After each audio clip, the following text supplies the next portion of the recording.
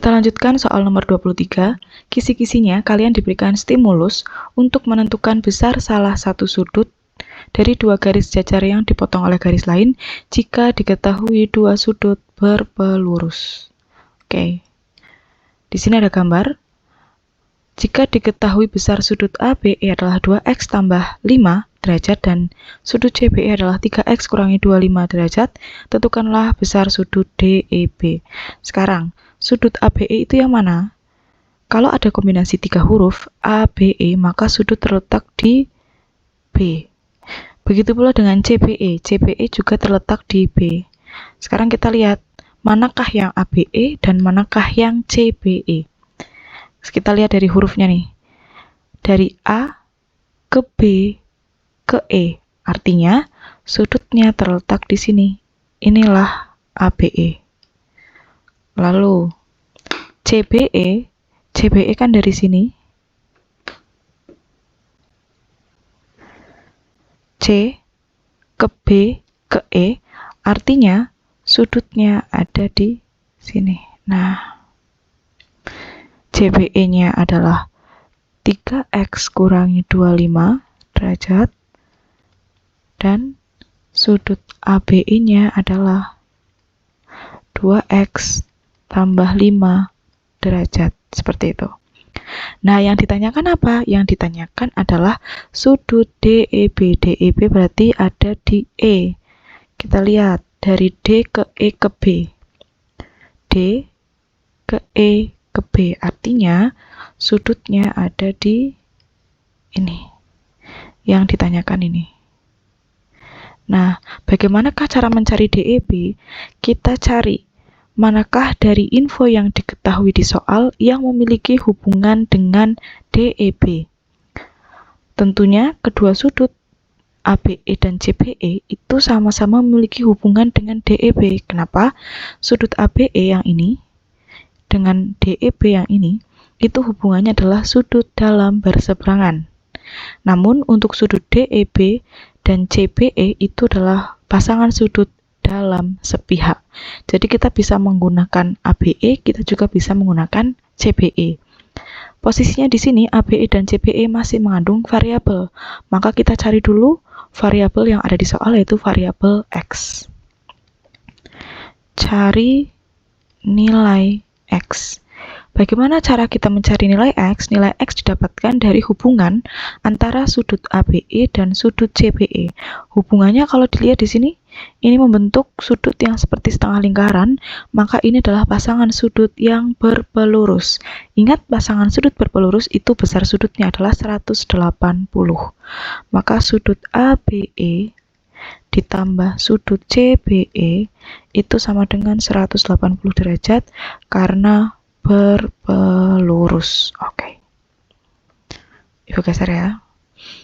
Sudut ABE-nya diketahui di soal yaitu 2x ditambah 5. Ditambah dengan CBE-nya adalah 3x dikurangi 25 derajat. Sama dengan 180 derajat. Seperti biasa kita gabung 2x dengan 3x, 5 dengan negatif 25. 2x dengan 3x itu 5x, 5 dikurangi dengan 25 berarti negatif 20 derajat, sama dengan 180 derajat. 5x sama dengan negatif 20-nya kita dipindah menjadi positif 20 derajat. Maka 5x-nya adalah 200 derajat, x-nya adalah 200 derajat dibagi 5, yaitu 40 derajat. Oke, sekarang kita sudah menemukan nilai x. X-nya 40. Nah, kan kita mau mencari DEB. Sebelum mencari DEB, kita harus mencari boleh ABE, boleh CBE. Di sini Ibu akan menggunakan sudut ABE saja. Kenapa? Karena ABE dan DEB ini pasangan sudut yang dalam berseberangan. ABE-nya adalah 2x ditambah 5. Berarti 2, x-nya di sini adalah 40 dikali 40 ditambah dengan 5. 2 kali 40 itu 80 derajat. ditambah 5 derajat sama dengan 85 derajat. Kalau ABI sudah ketemu, kita bisa mencari sudut DEB. Bagaimana cara mencari DEB? Sudut DEB itu pasti besarnya sama dengan sudut ABE. Mohon maaf.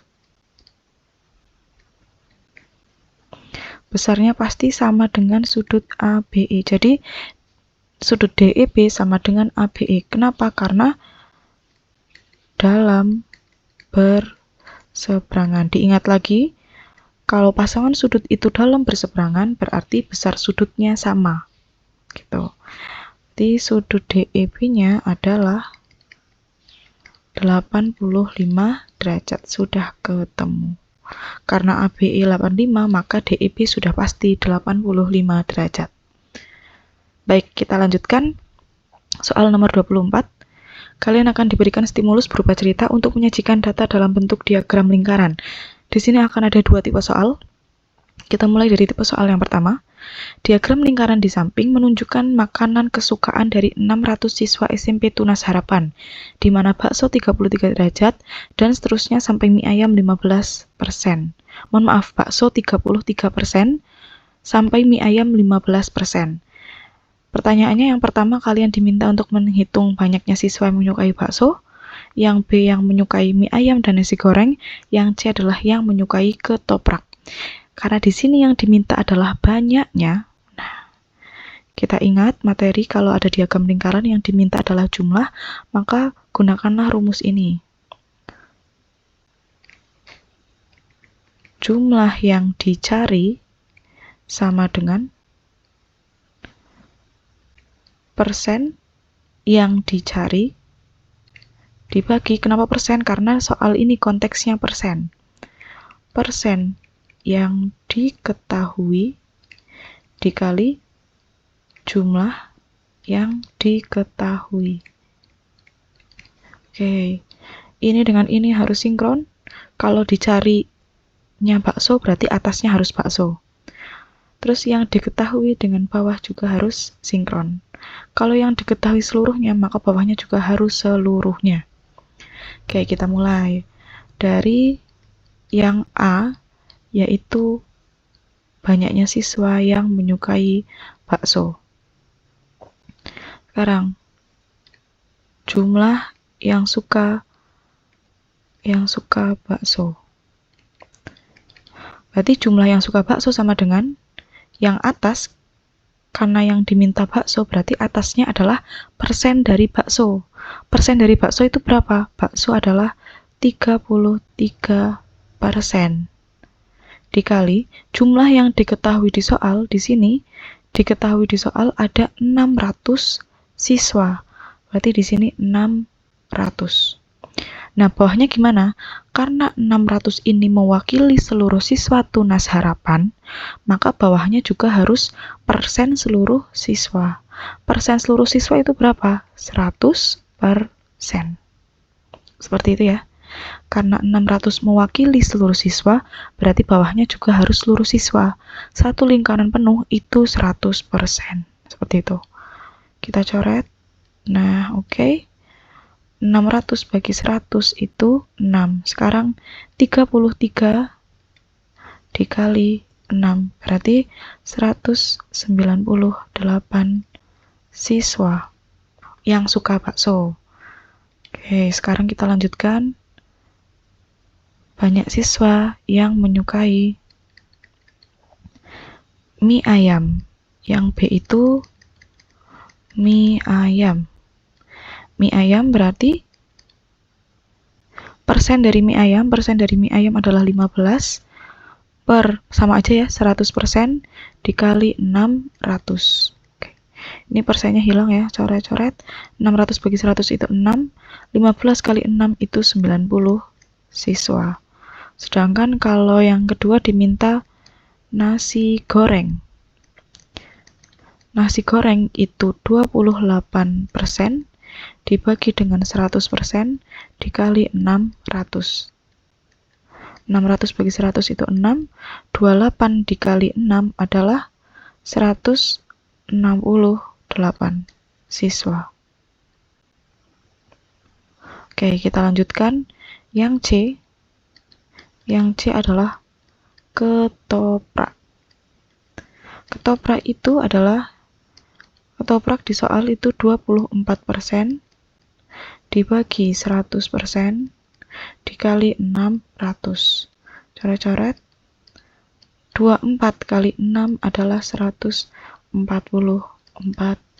siswa. Seperti itu. Jadi keseluruhan siswa adalah 600. Nah, kalau yang diketahui 1, maka perhitungan keseluruhannya pasti selalu 600 dan bawahnya selalu 100. Jadi kalau yang diketahui itu sama, maka untuk mencari semuanya tetap seperti itu. Oke, kita lanjutkan. Kalau ini adalah mencari jumlah, ingat ya, kalau yang diketahui seluruh siswa, maka bawahnya 100%, atau kalau dalam konteks derajat itu 360 derajat penyebutnya. Namun, kalau yang diketahui bukan keseluruhan siswa, misalkan yang diketahui adalah jumlah penyuka bakso, maka bawahnya ini penyebutnya itu adalah persen dari si bakso. Jadi mengikuti. Yang diketahui apa, maka bawahnya mengikuti. Kita lanjut soal nomor masih di nomor 24, tapi tipe soalnya berbeda. Di sini kalian diminta untuk menyajikan dalam bentuk diagram lingkaran. Nah, di sini tidak ada keterangan harus dalam bentuk derajat atau persen. Maka kalian bebas menggunakan manapun. Nah, caranya kalau sudah ada seperti ini, kita buat tabel tambahan yang menuliskan derajat atau persennya. Di sini Ibu akan mencontohkan dalam bentuk persen. Oke. Rumusnya adalah, diingat-ingat, rumusnya adalah besar persentase, rumusnya itu frekuensi dibagi dengan jumlah data dikali 100%, karena ini konteksnya persentase. Tapi kalau kalian mau membuat dalam bentuk derajat, berarti dikali 360, seperti itu. Nah, sekarang kita cari satu persatu dari sepak bola. Sepak bola. Sepak bola itu frekuensinya adalah 300, jumlah datanya di sini keseluruhan itu 1200 dikali 100%. Oke, 300 bagi 301, 1200 bagi 300 itu 4. 100 bagi 4 itu 25. Berarti di sini adalah 25%. Tulis di sini. 25%. Tak garis. Oke. Sekarang bola basket. Untuk mencari bola basket,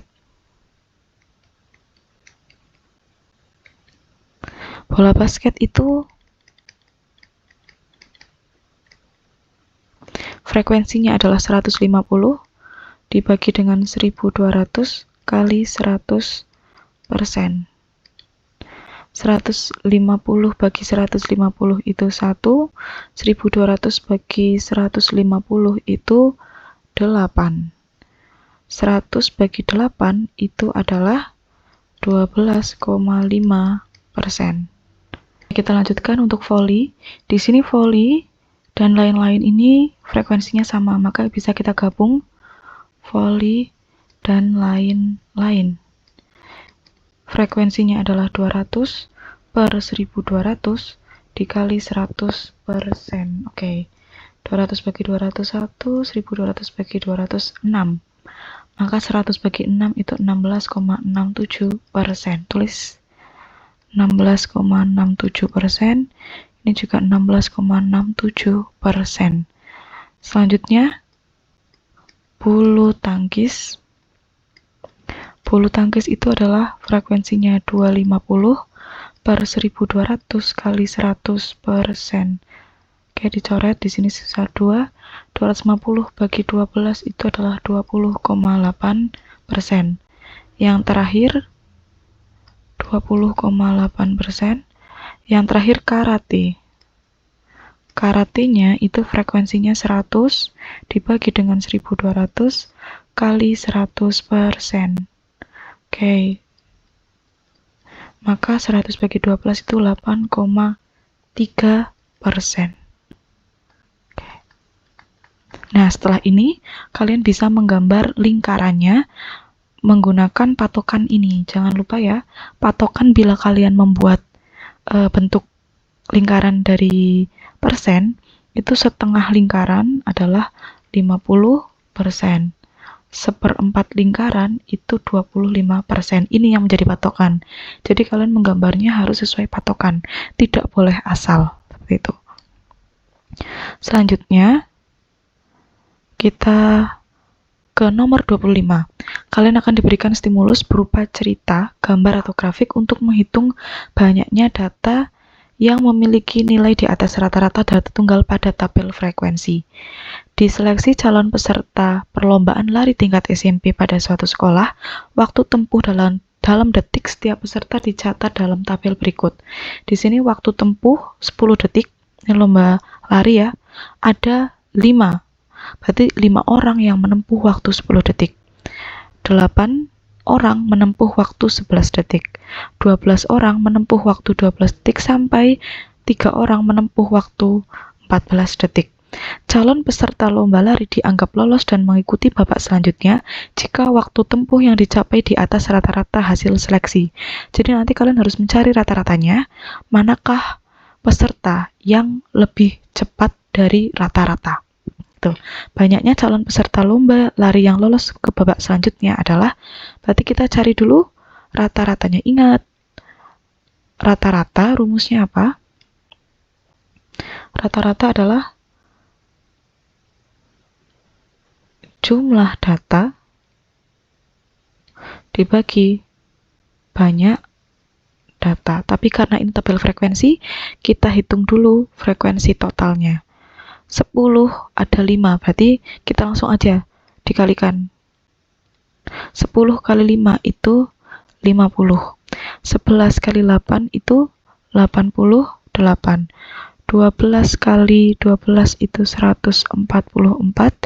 13 kali 7 itu 91. 14 kali 3 itu 42. Sekarang nanti kalian tinggal hitung totalnya.